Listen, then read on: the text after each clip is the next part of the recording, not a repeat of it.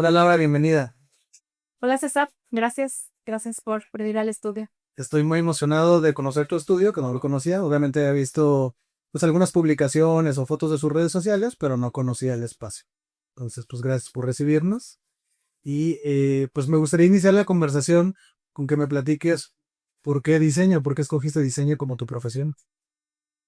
Bueno, diseño, pues, ¿qué será? Se remonta como a las épocas de la secundaria, yo creo. O sea, en realidad yo siempre como que decía que quería ser artista, o sea, como que de niña, pues, ¿no? Siempre me gustó dibujar y demás, pero fíjate que siempre me gustó dibujar letras, curiosamente, o sea, ahorita que hago la cuenta atrás, tengo por ahí como libretitas con letras y demás, y curiosamente mi hijo también lo está haciendo, ¿no? O sea, como que quizá hay una pequeña diferencia, no lo sé, entre dibujar y a lo mejor ya como que dibujar como que con cierto sesgo diseñador, no lo sé, la verdad es que a lo mejor sería exagerado, pero siempre me gustó mucho en general pues el arte, ¿no? O sea, como que dibujar y acuarela y demás. Un papá, él era arquitecto, es como que también lo vi mucho en la casa, como que él siempre hacía pues cosas con acuarela, le tocó pues en la vieja escuela, pues, ¿no? Obviamente predigital. Sí. Y como que yo lo vi mucho en la casa, ¿no? Entonces como que siempre decía que quería ser artista, hasta que una vez una prima que estudió en la UDG, como que me dijo, oye, mira, yo estoy diseñadora y yo, a ver, ¿qué es eso? Y pues me llamó la atención y a partir de ahí como que el diseño fue algo que me llamó mucho. Entonces, para mí nunca fue difícil como elegir carrera, creo que incorporé todo ese entorno familiar, ¿no? Claro, lo elegiste desde la secundaria, prepa. Casi como desde la prepa, yo diría, o sea, como que con esas referencias de esta prima que te comento y pues ya estar investigando qué era diseño, sobre todo qué era gráfico, ese no me gustó más. Me incliné por ahí y ya después elegí diseño en la ITES, que es una carrera pues con más general, ¿no? O sea, licenciatura de diseño. Sí, sí, sí. Sí, que bueno, el ITESO, de hecho así es como la nombra, ¿no? Diseño sin apellidos. Ujú. Como diseño en general, que algunos le dicen diseño integral, pero bueno, en realidad es diseño, Sí. no es ni integral ni nada, ¿no? Es diseño. Sí, sí, diseño tal cual. Y ¿Y quién es tu prima? A ver, ¿sigue creciendo o no? no, pero ya no ejerce. Ay, mira, nada más. Te llevo por el mundo. Como ahí mi guía espiritual. Sí, que luego pasa eso, ¿no? De repente hay como mentores que pues que te impulsan a lograr cosas y después te das cuenta que lo dejan y tú dices, por ti yo estoy aquí y Sí, ahora resulta que tú no estás aquí. sí, sí, suele pasar. Suele pasar, pero pues bueno, ya fui encontrando también mi camino en la carrera y también mis propios mentores, ¿no? Así como en algún momento esa prima fue alguien que me encaminó a esa carrera, pues yo después durante la carrera encontré como mis propios mentores también. Porque lo que me han contado varios egresados de ITESO es que sí, pues al principio tienen como un tronco común y todos ven diseño en general, pero de repente tú puedes elegir las materias, obviamente, como más intencionadas a lo que más te ha gustado. Entonces imagino que en tu caso, pues te fuiste más por el branding, por las marcas, por toda la cuestión gráfica. ¿Y quiénes fueron estos mentores universitarios? Sí, pues fíjate que sí, en efecto, o sea, ya ibas escogiendo tú las materias que más querías, que iban con lo que, para donde tú ibas, ¿no? Entonces yo sí escogí más gráfico. Creo que uno de esos mentores o de los que realmente ya me empezó a enseñar diseño gráfico fue Sergio González. Ujú. Ya es que tenía su estudio, bueno, sigue teniendo su estudio. Y pues digo, gracias a como lo que vimos con él, pues a nivel de estructura, de tipografía, como ¿Dio sí, clases? también. Dio clases en el ITESO, Ah, sí. no sabía. Y con él hicimos un proyecto bien padre que era hacer un libro.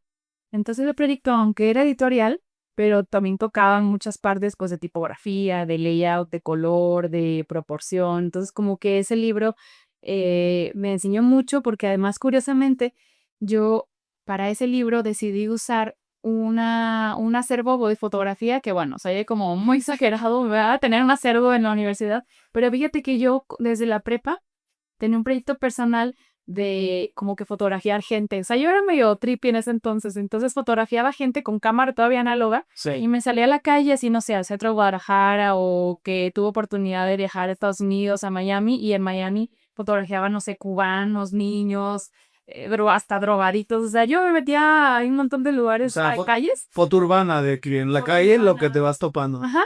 Y sobre todo, rostro, o sea, lo que más fotografiaba era rostro. Entonces, yo me acuerdo que me iba y pues, tenía eso desde los 16 hasta la carrera y tenía como muchas fotos de rostros. Entonces, cuando Sergio nos dijo, oye, hay que hacer bajo, era el proyecto de hacer un libro y tal, yo dije, puedo aprovechar las fotos que tengo y hice un libro que se llamaba Rostros del Mundo. Entonces, como que unía no solamente las fotos que yo tenía, sino también, pues, fotos de National Geographic, o pues era un trabajo escolar, ¿no? Y al final del día era un proyecto.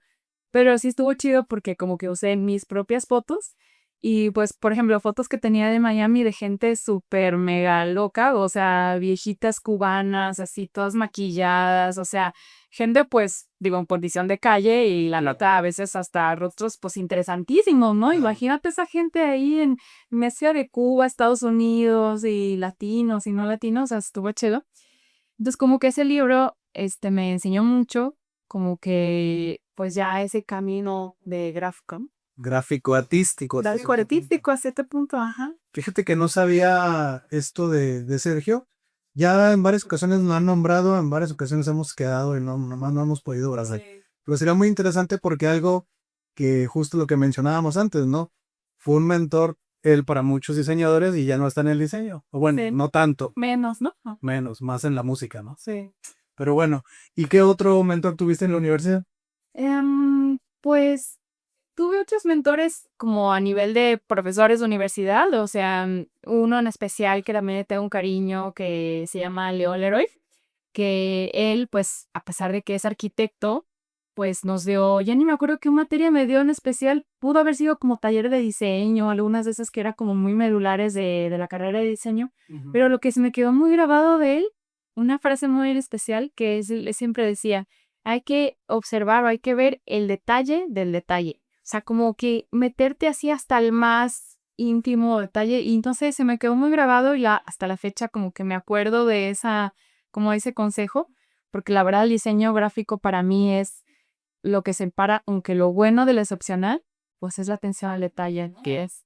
Y el detalle para mí no solamente como que a lo pequeño, sino la capacidad de hacer como zoom out y zoom in, o sea, que todo se vea bien, o sea, que el sistema se vea bien, pero la pieza individual se vea bien, pero el logo esté bien, o sea, como que todo funcione y todo encaje, no solamente estéticamente, sino en concepto, ¿no? Claro. Entonces, como que esa enseñanza del detalle, como que me marcó. Y que luego esas frases que nos van dando, que nos van formando, las terminamos usando nosotros, ¿no? Sí, Los chicos, las adoptas. de que, ajá, que ya. Yo de repente les doy el crédito, o en otras ocasiones les doy el contexto, ¿no? Es que había un profesor que me dijo, bla, bla. Pero luego hay muchos chicos de estas nuevas generaciones que ya no quieren escuchar. Sí. Me dicen, bueno, sí, pues tu historia, ya brilla el trabajo que Sí. están muy acelerados. Pero bueno, sí, está padre eso de las frases de los maestros. ¿Y terminaste la carrera y empezaste a trabajar o ya trabajabas o qué sucedió?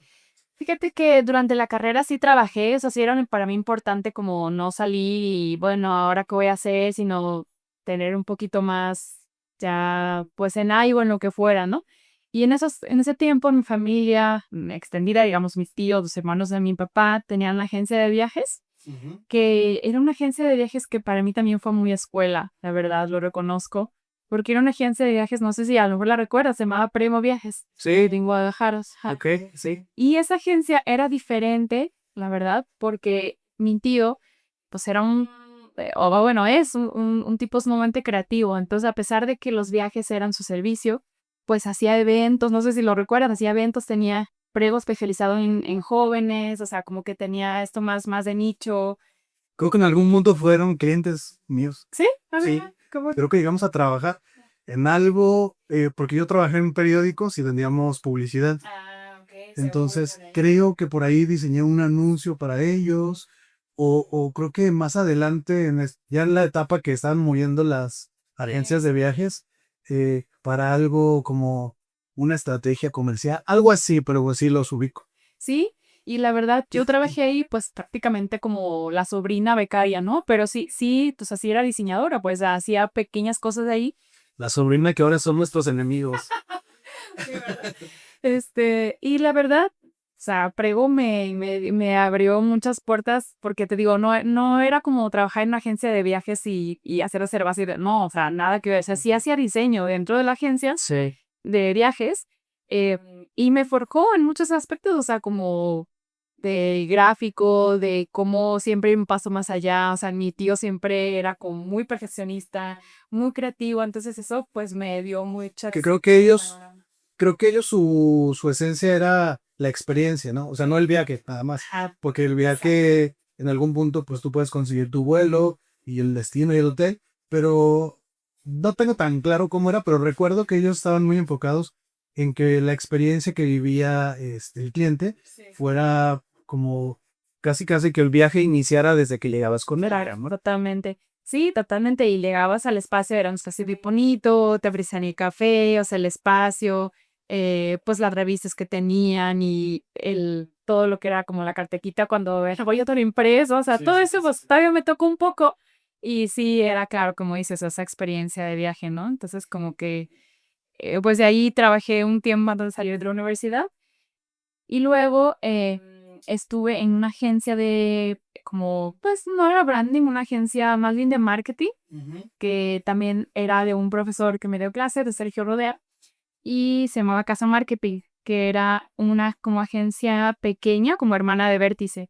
Que Entonces estuve ahí 3 años y estuve haciendo algo de branding, o sea, generalmente también un poco de empaque, también hicimos. Y después, pues ya di el salto. Uno que saltan ya freelance.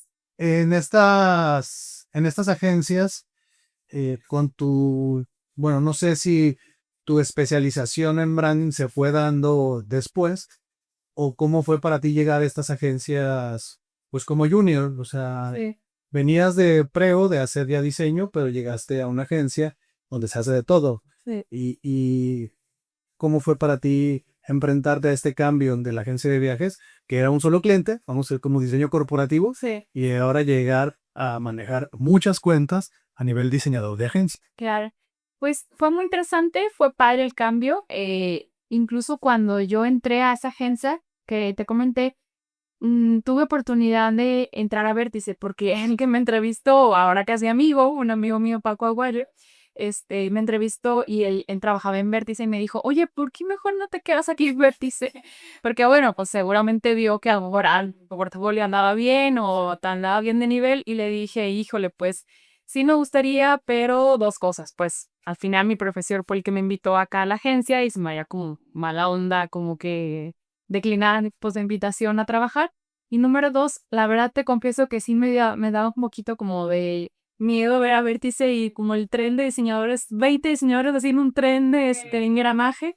Y dije, híjole, no sé, me intimidó un poco como que imaginarme en ese rush de agencia, porque claro, en ese tiempo pues sí era de, sí me dijeron, no, o sea, aquí es de que si sale trabajo porque sale, ¿no? Y como que nunca fue mi tirada ese estilo de trabajo de agencia tan heavy, pues, o sea, de que en el nivel de estrés. Sí. Entonces dije, no, a lo mejor empiezo acá y si veo que puedo crecer, pues igual ya tengo las bases y me brinco a otra agencia más grande, ¿no? Pero empezamos por acá. Entonces me quedé ahí y cuando estaba en Casa Marketing, pues al final del día también empecé a hacer freelance, o sea, siempre tenía como trabajos por mi lado y también trabajaba mucho para la Universidad de Guadalajara por medio de una tía que tenían un contacto ahí en el Festival de Cine y una cosa llevó a la otra y durante 8 años, cuando salí de la agencia, hice la imagen junto con mi amigo Papo Aguayo, que me entrevistó, o sea, curioso. Él y yo hicimos la identidad para el Festival de Cine de Guadalajara durante 8 años. No el cartel oficial, pero sí todo lo que complementa el festival, es decir, el catálogo, los programas de mano, los carteleras de cine, o sea, ahorita ya todo es muchísimo más digital, Sí. pero sí me tocó esa transición de cuando todavía en el cine tenías como las carteleras. Sí. Entonces, al salir de la agencia, con cierto acervo también de clientes o cierta ahí como freelance, me animé, me salí y como que le seguí por ese lado de la parte gráfica. O sea, ni siquiera era todavía mucho branding, como puedes ver, o sea, era como más bien igual diseño editorial, diseño de general, diseño espacial. Diseñábamos todo para el Festival de Cine. Entonces también esa fue una experiencia. ¿Y solo usas esos o había equipo? No, hay equipo, o sea, Sí, con el porque si gran... no, Sí, pero va a ser una locura, ¿no? ¿No querías sentarte al Rush de Vértice? Entonces ahorita te pusiste la soda. Sí, no, o sea, un catálogo este vuelo, o sea, hay 400 páginas con unas 300 películas que vean al festival. Entonces, también esa experiencia del festival, fíjate lo que me dio fue como la parte como de cómo tratar a un cliente, porque al final, bueno, tú piensas que es el festival de cine, pero dentro del festival hay varios clientes, ¿no? O tal vez personas, y el festival, al ser con una entidad pues tan política de alguna manera, me enseñó cómo comunicarme, o sea, cómo comunicarme asertivamente, diría yo, ¿no? Porque una cosa es que, por ejemplo, di que a lo mejor había algo atrasado.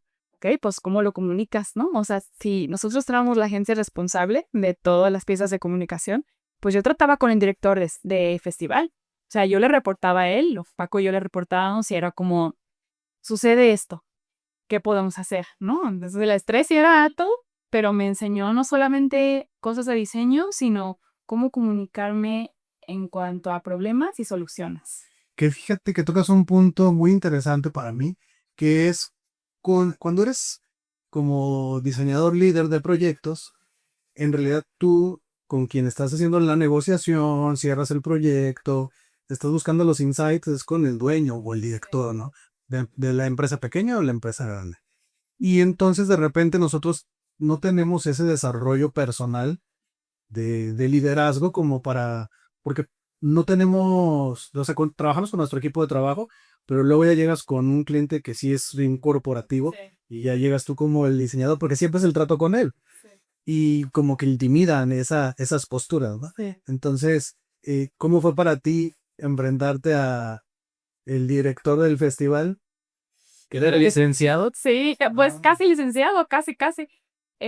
O sea, nos tocaron varios directores del festival en esos 8 años, pero sí, la verdad es que la comunicación asertiva es un reto y te lo enseña la experiencia. O sea, nadie te enseña a comunicarte efectivamente. Digo, ahorita ChatGPT pues te puede ayudar a comunicar asertivamente, ¿no? Pero pues yo tuve que aprender a golpes. Sí, a estreses y a pruebas y a errores y asumir, ¿no? O sea, como que también ocurre este problema, esta parte es mi responsabilidad, esto no está en mis manos, te ofrezco esta solución. O sea, es como ponerte la camisa y pues asumir y enfrentar y solucionar, ¿no? O sea, como que esa parte. Y que luego nos toca ser el último eslabón, ¿no? O sea, estamos involucrados en todo el proyecto y somos a lo mejor la pieza uno de arranque, pero luego hay muchos involucrados, pero al final necesitamos del trabajo de ellos para llegar al último paso. Y cuando se atoran el proceso, es como, bueno, ¿y este por qué me está presionando? ¿Qué? Y al final tú tienes que cumplir una entrega y una fecha de entrega, pero si en el trayecto alguien lo bloquea, tú tienes que estar ahí como diciendo, oye, ayúdame.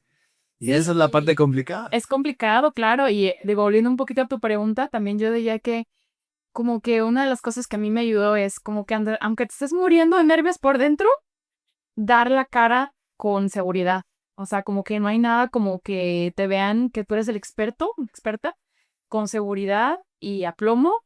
Y pues te estás muriendo, ¿no? Estás cambiando. O sea, como que, ay, ¿qué le rigo? ¿Cómo digo? Pero si tú te muestras, te plantas y lo haces bien, van a confiar en ti, ¿no? Entonces ya la parte de cómo lo voy a hacer, lo vas solucionando en el camino. O sea, no hay una línea recta Claro. de cómo aprenderlo. O sea, aprendes, un cliente te trae otro y así lo aprendes. O sea, uno te trae el otro y con cada experiencia creces. Y te creces tú también. Sí, hombre. Impresionar, ¿no? Definitivamente el desarrollo de las soft skills tiene que ser así. O sea, ojalá fuera con una materia, ¿no? Sí. Pero la realidad es que no, se va aprendiendo y se va adquiriendo como habilidades conforme tuviste un problema, ya hubo un cliente que no pagó, cómo le hice, cómo lo resuelvo. Hay un cliente, yo siempre digo que el cliente que a mí más me estresa y me da miedo es el que te da lo que solicitas y más, ¿no? O sea, porque estamos acostumbrados a presentar un plan de trabajo y que el cliente diga, ay, no, es que está como abrumador, la inversión es alta, esto implica gran cambio en mi empresa, de verdad, ¿no? Y con esos, pues dices, bueno, vamos empezando poco a poco y pues te relajas, ¿no? Pero luego llegan los clientes que llegan y ¿qué necesitas? No, pues necesito estas 10 cosas. Ok, te voy a dar 30 cosas de lo que pides. O sea, no puedes fallar porque de mi parte Claro, tienes, esa responsabilidad. tienes eso y más. Y esos son los que a mí me ponen mucho reto y también me ponen mucho estrés porque dices, ahora no puedes fallar. Sí. ¿Pusiste tus reglas? Ok, cúmplelas, ¿no? Claro, totalmente. Y también pasa un poco como, los clientes, o sea, ese meme, ¿no? De que dicen, no sé, son $50,000. Claro, ya tú lo deposité, ¿cuándo empiezas? Y son, no sé, $1,000, ¿no? O sea, por poner un precio de proyectos, o sea, ponerle un valor, ¿no? El valor, lo que sea, pero sí es verdad que a mayor precio, a mayor valor, los clientes tienden a confiar más en ti. Las viegas, pues, ¿no? Entre comillas. Y cuando son clientes que te regatean más o que están más ahí observadores de precio y que no, y que está muy caro y tal, más trabas te ponen en el proceso. Suele ocurrir, más así te pasa, pero Sí, totalmente. Incluso cuando regalas el trabajo a un familiar, ¿no? sí, Es el peor cliente el que le regalas el trabajo, porque tú lo haces pues por apoyar su proyecto, o es un emprendimiento, o tal vez es un familiar recién egresado, no sé, ¿no? Y nosotros de buenos samaritanos queremos ayudar y termina siendo el peor dolor de cabeza. No me gusta, hazme otro, súbele, bájale. terminas. Y dices, no, te hubiera cobrado, ¿no? Pero bueno, creo que volviendo al que tiene que pasarte para que aprendas, Sí. es igual, ¿no? No, exacto, y creo que, no sé si has leído un libro que se llama Run Studio Run, que está bien chido. Tengo un póster ahí en mi espacio, luego ahorita lo ves al final, y una de las reglas es, o tiene como, pues no reglas, sino como manifiestos, y una es, observa qué proyectos se toman mucho tiempo en hacer y cuáles no, y mídelo, o sea, obsérvalo para que tu siguiente proyecto como que vayas puliendo ese proceso, vayas puliendo qué te funciona y qué no. O sea, no hay nada más verdadero como la prueba y error, ¿no? ¿No Claro, te sí, pasa que sí, en sí, los sí. procesos, en tus cotizaciones, en cómo prospectas, cómo vendes, cómo te muestras, cómo te presentas? Pues la verdad estamos como a prueba y error, ¿no? Alguna vez me decía una colega que su contrato iba evolucionando porque era el profile del proyecto nuevo y este me salió con esta cosa que no tenía contemplada, agrégala a las líneas, ¿no? Entonces, cada proyecto te enseña algo y pues sí, las cláusulas. Por ejemplo, una de esas cláusulas es curioso, ¿no? Como cuando no te ha pasado que, o sea, empiezas un proyecto y luego te gostean, ¿no? O se van 3 meses, pues debería haber un fee para que lo vuelvas a meter a tu flujo de trabajo, ¿no? Porque eso te cuesta. O sea, si ya se fue 3 meses y luego, oye, ya estoy listo para retomar esto, pues sí, pero yo ya no estoy listo porque yo pues ya tengo otras cosas agendadas. No, y lo peor, de hecho me acaba de pasar hace unas semanas, un cliente que se le hizo un proyecto, se desapareció más de año y medio Ah, sí. y regresa, pero regresa con la urgencia. Es que ya llevamos un año y medio de retraso. Bueno, nosotros no. Tú, Sí, claro. porque eran cuestiones que tenía que resolver él, cuestiones administrativas para poder dar el siguiente paso del proyecto, pero pues espera un año y medio, nosotros seguimos trabajando los proyectos y regresa exigiendo la entrega con un año y medio de retraso. Dices, no, esto no, pero bueno, hay clientes de ¿Lo todo. piensas en tu cláusula? Voy a meter en la cláusula. Pero sí deberíamos cobrar incluso esos espacios también de respaldo, Sí. porque luego tienes proyectos ahí que los tienes en el disco duro, pero luego regresan 6, 7 años después. ¿Y cómo que lo borraste? Bueno, pues es que no soy tu archivo histórico, ¿no? Totalmente, sí, sí.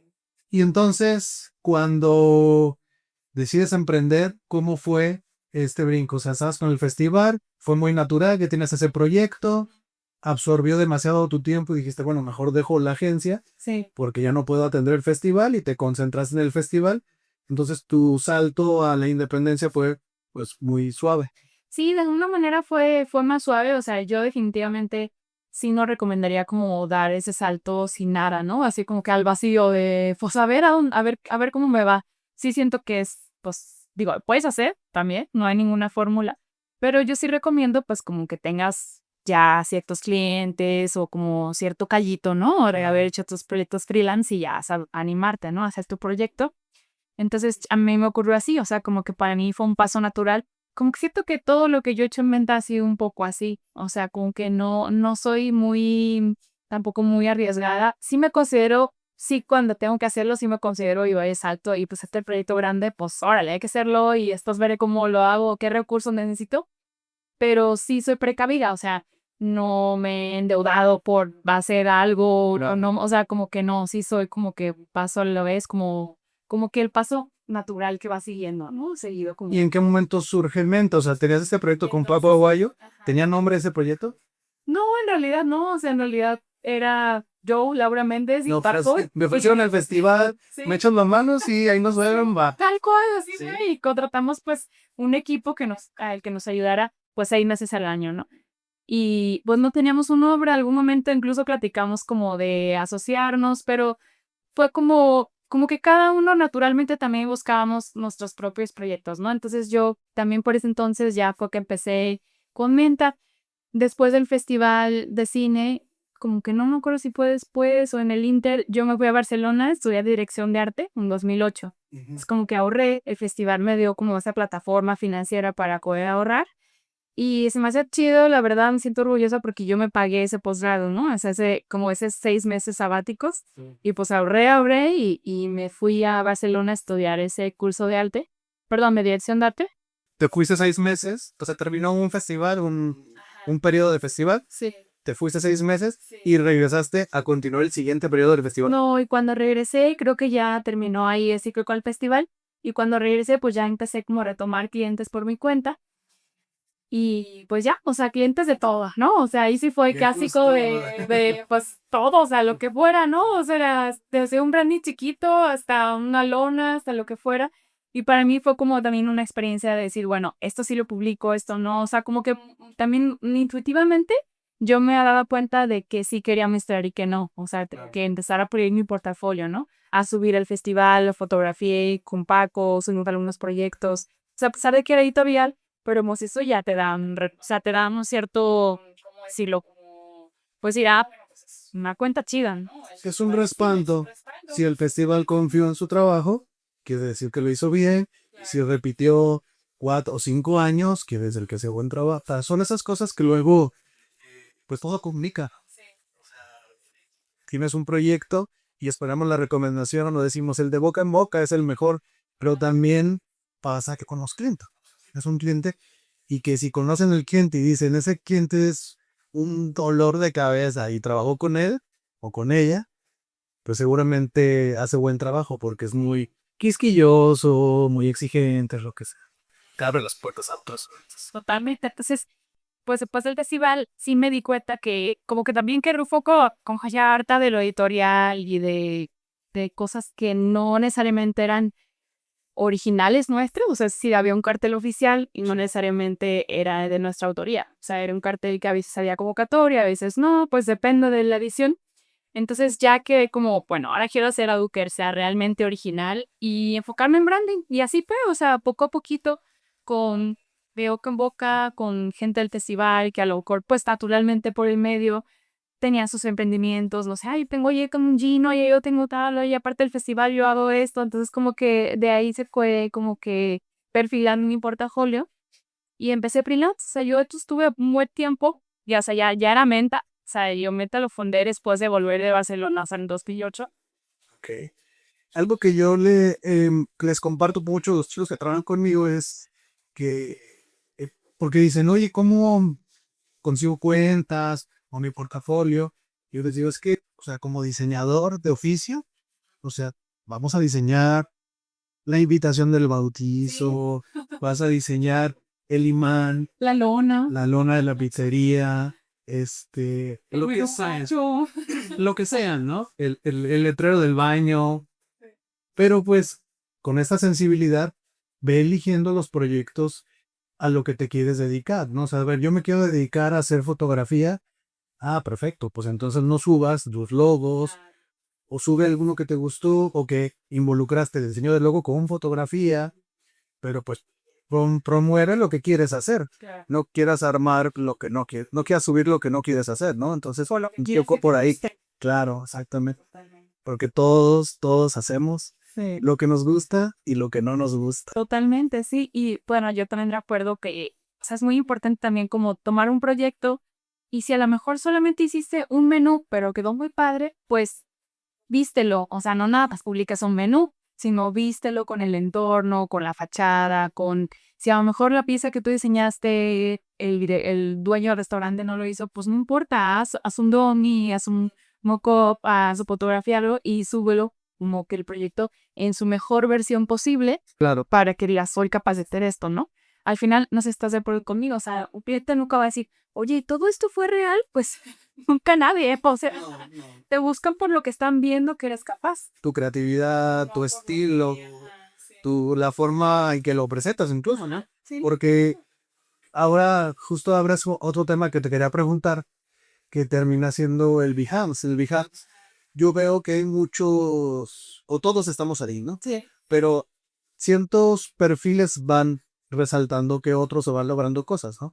En la charla que tuve con Daniel Barba, le preguntaba, oye, si tú le puedes dar un consejo a alguien, ¿qué consejo le darías para Behance? Nos dio por ahí unos tips, pero me gustaría preguntarte a ti, ¿tú qué tips darías para Behance para tener pues el mayor alcance o lograr el mayor éxito? ¿Tú qué has hecho?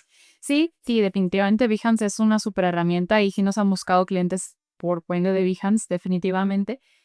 Yo pienso que lo más importante, bueno, son como dos cosas, como que la dirección de arte, de cómo documentas tus proyectos. O sea, una cosa igual como hace un momento decía, ¿no? No es nada más como una postal a cómo vistes esa postal, cómo la presentas, o sea, una cosa es esa piecita gráfica y otra cosa es cómo la documentas para tu proyecto, ¿no? Para tu portafolio. Entonces, como que es contar una historia y yo diría como que es muy importante el flow, o sea, a pesar de que es una palabra en inglés, no sé cómo llamar, como el ritmo de cómo lo presentas. Es decir, puedes presentar como mantener un poquito la emoción a medida que la gente scrollea, ¿no? O sea, si te digas más o menos una estructura es, presentas como el impacto, ¿no? O sea, toda la carne al asador con tu mejor foto. Y luego a lo mejor puedes tener una descripción de tu proyecto, luego a lo mejor otra foto importante, luego divides en dos, luego algo en GIF animado, luego a lo mejor, no sé, algún descanso visual. O sea, el ritmo en cómo presentas es muy importante para que no satures, no repitas demasiado, pero mantengas el interés a la medida que la gente va conociendo tu proyecto, ¿no? O sea, yo diría que aproximadamente ¿qué será? Entre unas 12 y 18 fotos más o menos, o imágenes o stickers por cada proyecto. Está padre. Creo que más que parece excesivo y como que ya repetitivo, menos, pues depende de tu proyecto. Igual el proyecto chiquito, muy bien presentado, con unas 8 a 10 slides, pues está perfecto. Pero no una ni tres. No, una ni tres, por supuesto. Tienes que desmenuzarlo, ¿no? O sea, a lo mejor alguien podría decir, oye, pero no tengo cómo desmenuzarlo. Bueno, pues busca cómo hacerlo. A lo mejor el logo puedes ponerlo como en el vector, ¿no? O sea, tu brite, cómo lo trazaste, ya tienes ahí uno. A lo mejor otra es unas manos con la costal. O sea, ahora con los mockups que puedes hacer con inteligencia artificial, pues puedes hacer un mockup que te ayude a presentar tu proyecto, ¿no? Ok. Ahora que tocas el tema de la inteligencia artificial, ¿la estás usando solo exclusivamente para mockups o en qué más te has involucrado? Fíjate que nosotros ahorita, bueno, yo al menos para lo que más lo he usado es más para los ARNs de marca que hacemos, o sea, que es como una mini estrategia.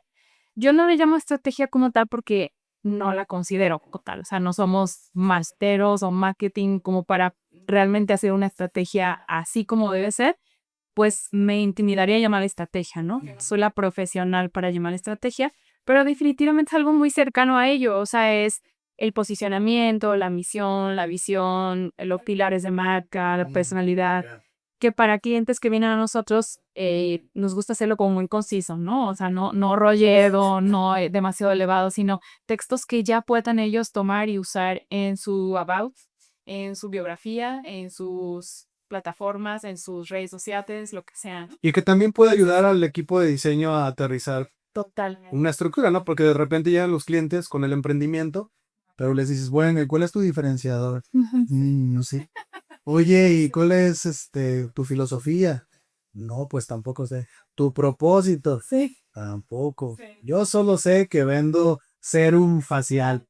Ok, bueno, entonces déjamelo trabajo y termino haciendo esta parte, pues sí, conceptual, filosófica, teórica de las marcas, para beneficio de ellos, pero también para tener una claridad de la pieza de diseño. Totalmente, o sea, parte de ahí, del lenguaje, de qué va a comunicar la marca, ¿no? Y también nos gusta mucho hacer tagline de marca, o sea, también nos gusta mucho que esos taglines o esos descriptivos acompañen al logotipo. No a todos los momentos, pero a veces sí aparece el logo solo, a veces aparece con el tagline, dependiendo de qué lo vamos a aplicar.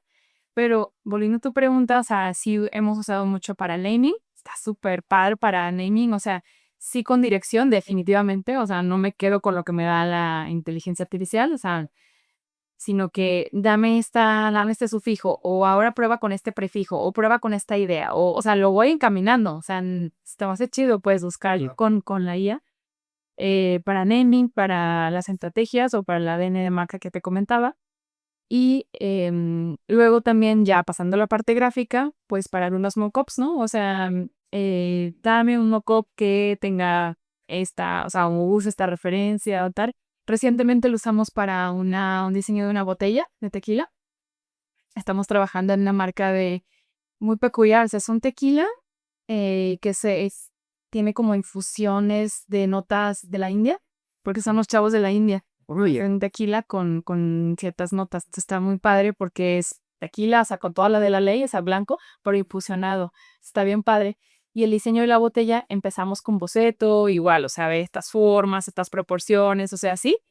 Y eso lo llevamos sí, o sea, a la IA y para que nos saque un render, una visualización y de ahí pulir luces, proporciones, todo eso. Y después eso lo va a tomar un equipo de diseño industrial y ya lo va a dar las teninas, ya lo va a aterrizar, Claro. lo va Retomando el tema de Behance, eh, evidentemente el tema es pulir lo mayor posible el proyecto y desdoblarlo y presentarlo. Sí. ¿Y algún otro tip extra dijeras de la plataforma, de algo? O sea, Daniel nos hablaba que él publica los domingos en la noche, Sí. pero no sé si tú tengas algún tip. Fíjate que es buena pregunta. Yo pienso que eso es un poco, no diría, no sé si hay un algoritmo para Behance en especial. Yo prefiero publicar entre semanas. Siento que los martes, los miércoles son buen día, pero honestamente tampoco deseo decir como que nos ha ido mejor o no. Creo que yo más bien me iría por el lado de, sí es verdad que los curadores a veces pueden como destacar un proyecto que dices, bueno, pues vamos a decirlo, amerite. Y otros que dices, híjole, ¿por qué no está destacado, no? O sea, como que pasa mucho eso. Creo que mi consejo es como desapegarte un poco emocionalmente, o sea, solamente seguir. O sea, hay proyectos que a lo mejor no te destacan o hubieras querido que te destacaran con el de Best of Behance, ¿no? O sea, como dices, "Ay", o sea, pero así es y así es en la vida en general, ¿no? Entonces como que siento que la perseverancia le gana a como decir, chin, no me lo destacaron, no me lo dieron feature o lo que sea. Siento que es como, va, pues al que sigue y seguramente esa atracción de publicar te va a llevar a que eventualmente te destaque en tus proyectos, ¿no? Claro. Entonces como que, Algo que yo he notado con muchos colegas, y ahorita que describes este proceso del portafolio, suena a que lo tienes muy bien conceptualizado, ¿no? Porque siempre es un problema para el diseñador o para las agencias hacer portafolio. ¿Cómo es que tú lo incorporas a la carga de trabajo? A mí me pasó durante mucho tiempo que yo lo quería, yo quería agregarlo a mi metodología, ¿no? O sea, entrevista con el cliente, la parte de la propuesta, la de trabajo, los bocetos, diseño final, entrega, liquidación, y yo lo quería meter ahí en el portafolio. que inmediatamente después de haberlo terminado. Exactamente, o sea, que sea inmediato para que siempre lo tengas el portafolio fresco, Sí. porque algo que nos sucedía era que llegaban los proyectos, se hacían y por el acelere del proyecto, pues ya se entregó el que sigue, ¿no? Y el portafolio lo dejabas al final y luego era un dolor de cabeza al final del año tratar de decir, bueno, de todo lo que hicimos, cuál sí, cuál no. Y yo lo que sugería en ese momento era, bueno, si lo metemos dentro del flujo de los entregables, termina el proyecto y tienes un proyecto para publicar. Pero con lo que me enfrenté era que la plantilla que en ese momento tenía de mi equipo de trabajo, pues se estresaban y se frustraban mucho porque era o sea, ya terminé mi trabajo, esto ya no es el trabajo. Y como que les costaba dedicarle ese tiempo o se tardaban y decías tú, no, es que pues el cliente ya está aquí, ya viene la siguiente entrega, entonces, Sí. bueno, está bien, el portafolio luego lo vemos. ¿Tú cómo lo llevas para estar constantemente actualizando tu portafolio? Qué buena pregunta, César. Mira, últimamente vamos atrasados. O sea, el queso por ahí. Tenemos un montón de proyectos que no hemos publicado, porque sí, justamente este año me pasó un poco a ese ciclo, ¿no? Que dices que agendas proyectos nuevos porque pues, el estudio lo necesita, evidentemente, y vas dejando el portafolio como en segundo plano y se van atrasando. Y en nuestro caso, o bueno, en muchos estudios, me imagino, no solamente te van atrasando, sino que también vas perdiendo la posibilidad de meterlo a concurso, por ejemplo, ¿no? O sea, porque a lo mejor ya se te pasó la fotografía y los ciclos de los concursos, pues se te pasó y entonces como que es complicado agendarlo. Creo que a mí lo que me ha funcionado, digo, sí, partiendo de que vamos atrasados, pero lo que me ha funcionado para también incorporar mucho al equipo es, yo les pido a los que trabajaron en el proyecto que ellos hagan la dirección preventiva de cómo lo vamos a fotografiar. Entonces, como que, ok, si participaron, no sé, Steph, Alei o Alei y Fátima, pues les delevo la dirección creativa del storyboard, ¿no? Si quieres, ahorita te muestro algunos storyboards que tengo, los vemos y puedes ver o pueden ver cómo estaba en papel y cómo pasó a la fotografía final, ¿no? Que usted puede ver en Behance. Porque sí se me hace padre y chido como tenemos ese planeación de qué props, de qué cosas, y luego ya pasa la foto final. Entonces siento que incorporar a los líderes de ese proyecto, o sea, si fueron un senior y junior o si fueron tal, pues nos ha funcionado.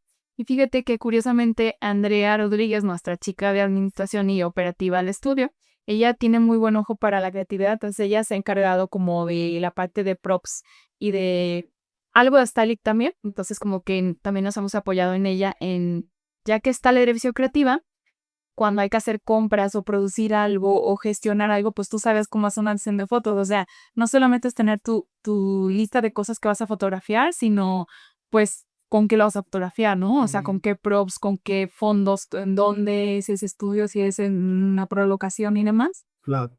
Entonces, eh, siento que tener a alguien que no sea necesariamente diseñador te ayuda a mantener ese momentum, o sea, como decir, sí, va, pues que sigue y demás. Y si esto que ponerle una fecha también es bueno, o sea, como que esta fecha vamos a fotografiar. Y entonces ya te compromete a que tengas que hacer lo que tengas que hacer para llegar a esa fecha. Sí, justo por eso digo, actualmente tampoco lo he logrado, Es que sí, piense. pero creo que, como dices, a lo mejor este involucramiento genera pues como más pertenencia al proyecto y querer hacer pues esta labor de dirección de arte que a lo mejor no tienen acceso en otro tipo de proyectos, pero bueno, creo que es tu idea, es tu proyecto, es tu bebé y tú quieres presumirlo, ¿no? Sí, Entonces a lo sí. mejor esa parte puede ayudar a que se involucren y que pues saquen adelante el portafolio. Claro, y después, una vez que está la dirección de arte, ya como en el storyboard, obviamente, pues ya lo revisamos juntos conmigo, o sea, en Meta, por ejemplo, la estructura que tenemos es que, bueno, quizás eso da para otro tema, ¿verdad? Pero yo deliberadamente no he querido crecer más de 10, porque para mí es importante que yo siga involucrada en la dirección de los proyectos. Entonces, cada proyecto de Meta tiene completamente mi dirección desde el principio, o sea, desde la primera llamada de Discovery, desde la primera entrevista con el cliente hasta la entrega. Entonces, como que se me hace importante eso y, bueno, volviendo a la pregunta de la dirección creativa, pues la revisamos, vemos y ya puedo decir, ¿sabes qué? Falta destacar esta pieza o falta hablar un poquito más de esto del proyecto. Me gustaría que este proyecto también tuviera un poco la parte tipográfica o a lo mejor no se hizo, pero la quiero meter aquí, ¿no? Quiero destacar que hicimos este modo tipográfico que quedó muy lindo, que hay que mostrar. Entonces como que ahí vamos paginando y ya en el styling igual, o sea, ya de la sesión de fotos siempre estoy yo también presente. Me gusta que también los chicos como que hagan el styling, o sea, a ver, más, menos, se ve raro, a ver, quítale, pole, o sea, y ellos también lo hacen naturalmente en los proyectos, pero también con Lili Barraza que nos apoya en las fotos y conmigo, entre todos, pues hacemos el equipo de styling. Ya, súper bien. Y justo ahora que tomabas el tema de menta, ¿por qué se llama menta? Fíjate que fue como un poco fortuito, un poco, o sea, no me lo pensé mucho.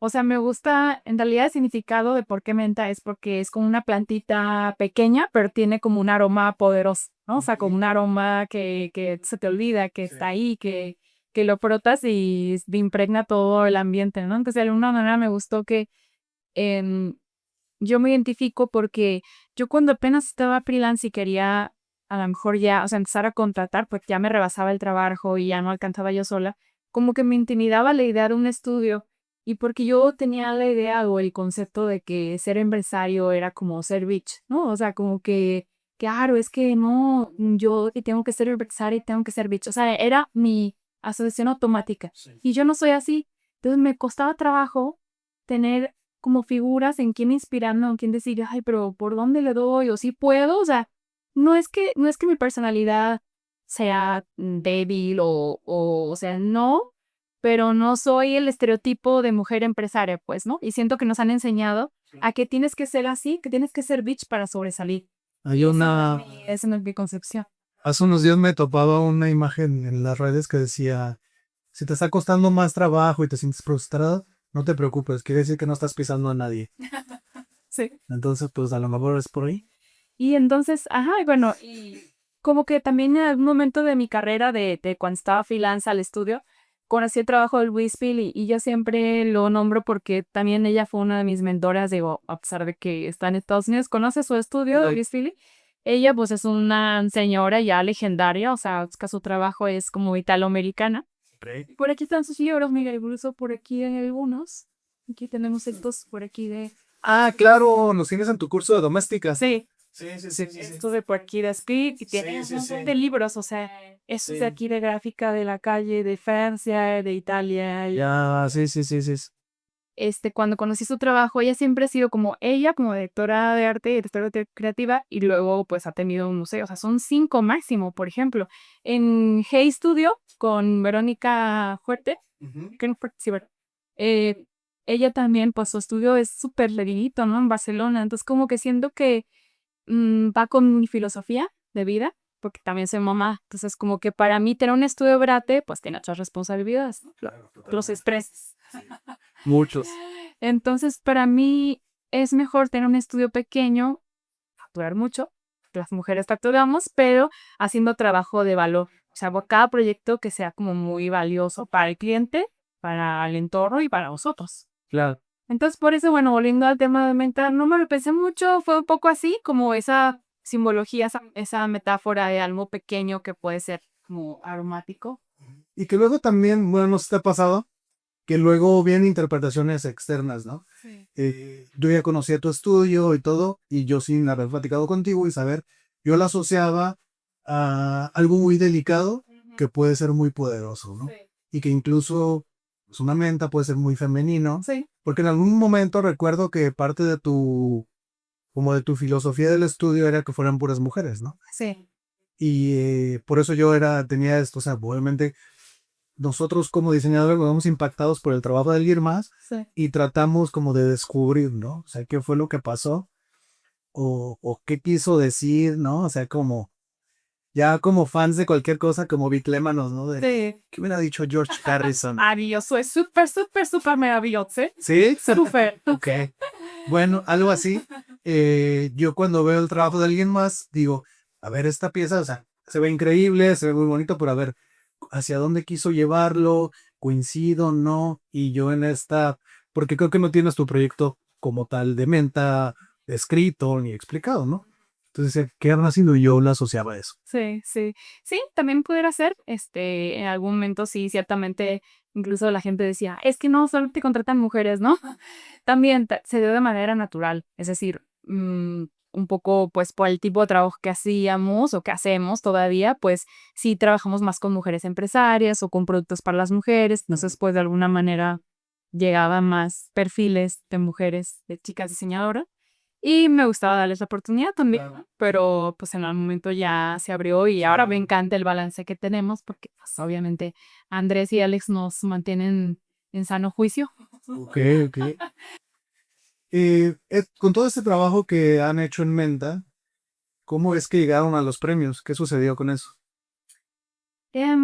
Pues yo creo que fue una cuestión de ir cosechando poco a poco. O sea, un premio no llega, digo, también voy a llegar de un proyecto muy bien ejecutado, que hiciste en muy temprano tu carrera y llegan, ¿no? O sea, no digo que no. Pero la verdad, la mayor parte de las veces o de los estudios llega porque ya has construido algo y es como la culminación de toda esa trayectoria, ¿no? Que ya llevas y que te has pulido un proyecto tras otro hasta que es ese momento, ¿no? Entonces, como que fíjate que yo sí como que decía, todavía no estoy lista para meterlo, todavía no. Y cuando metimos mi primer proyecto que metimos que fue el Lost Explorer en Scarp, lo metimos a Pentaworks y fue en pandemia, o sea, fue en 2021, me parece, 2022, creo que fue, dice, de Lost Explorer.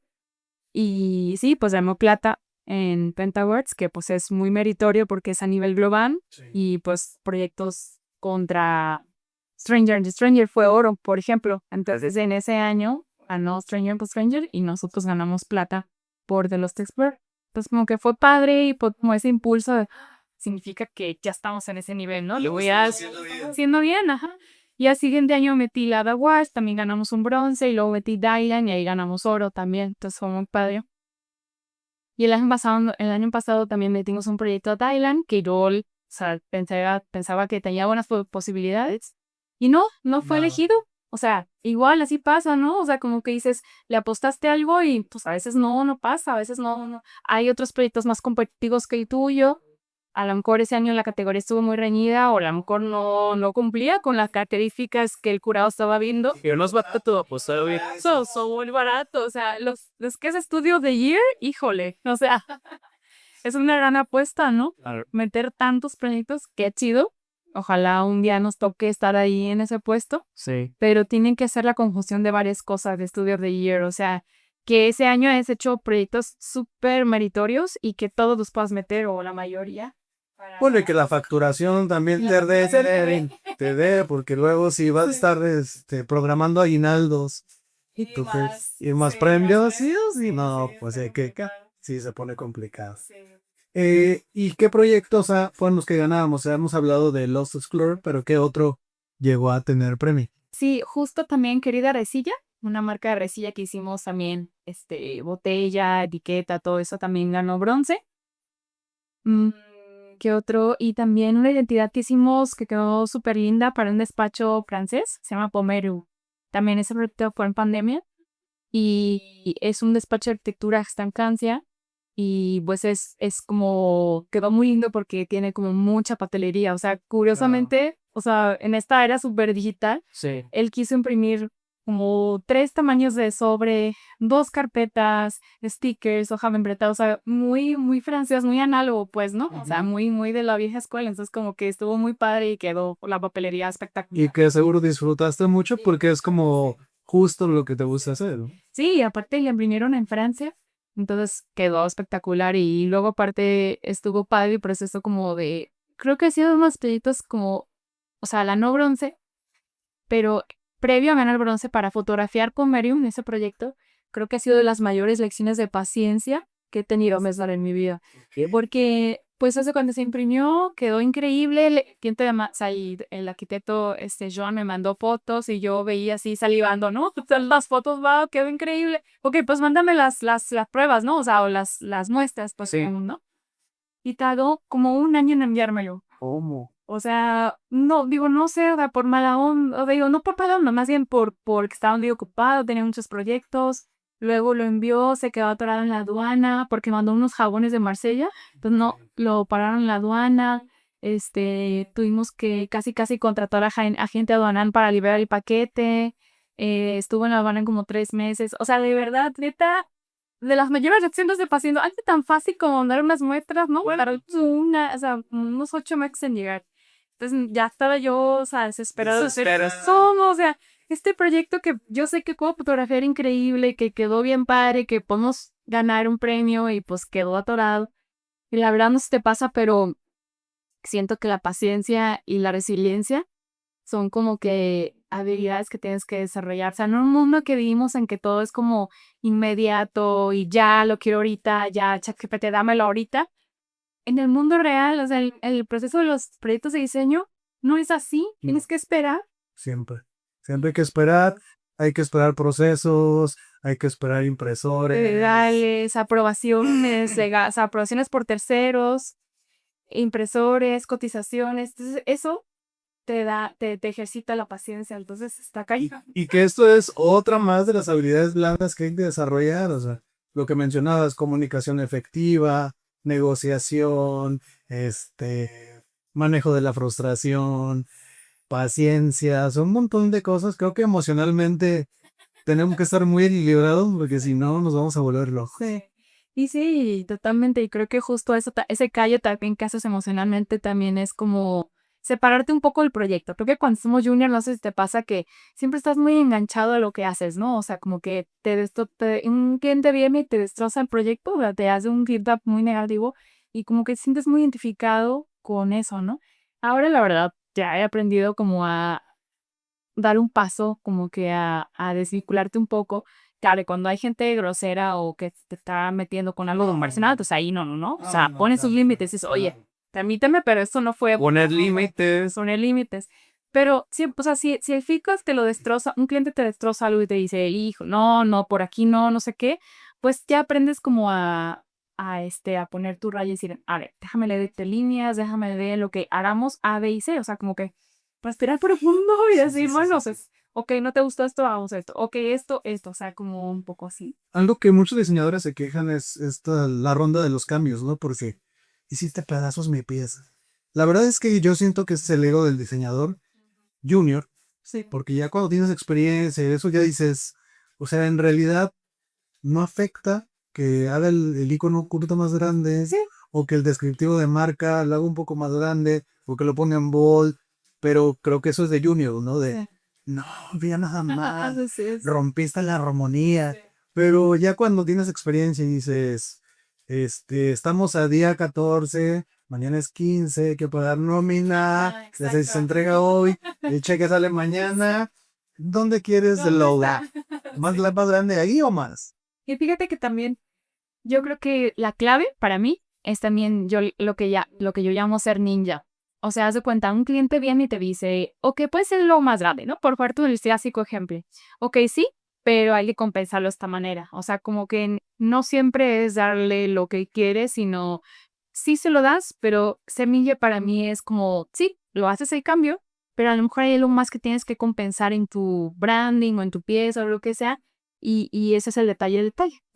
Pases esa visión ninja de ser milimétrico, ¿no? Claro. Y decir, bueno, si le muevo aquí, implica que le mueva acá. Hagamos esto, ¿qué te parece? O sea, siempre como proactivo, como solucionador. O sea, no con esa actitud como de la defensiva o de, ay, bueno, está ahí, te lo voy a hacer. No, tú eres alguien que provee un servicio. Si tú provees un buen servicio, seguramente vas a tener un cliente completo, ¿no? Entonces, como que es una delgada línea, pero sí se puede. Y un cliente contento es una recomendación, y una recomendación es otro cliente, y es continuar por nuestro proyecto. Sí. Pues Laura, me dio mucho gusto platicar, conocerte, conocer tu estudio. Lo tienes muy, muy padre. Gracias. Felicidades por eso. Y pues nada, gracias por darnos el espacio para platicar de diseño. Gracias a ti, César, y me encantó la plática también, muy agradable. Y cuando quieras venir otra vez, aquí echamos el siguiente cambio. Ok, me encanta la idea.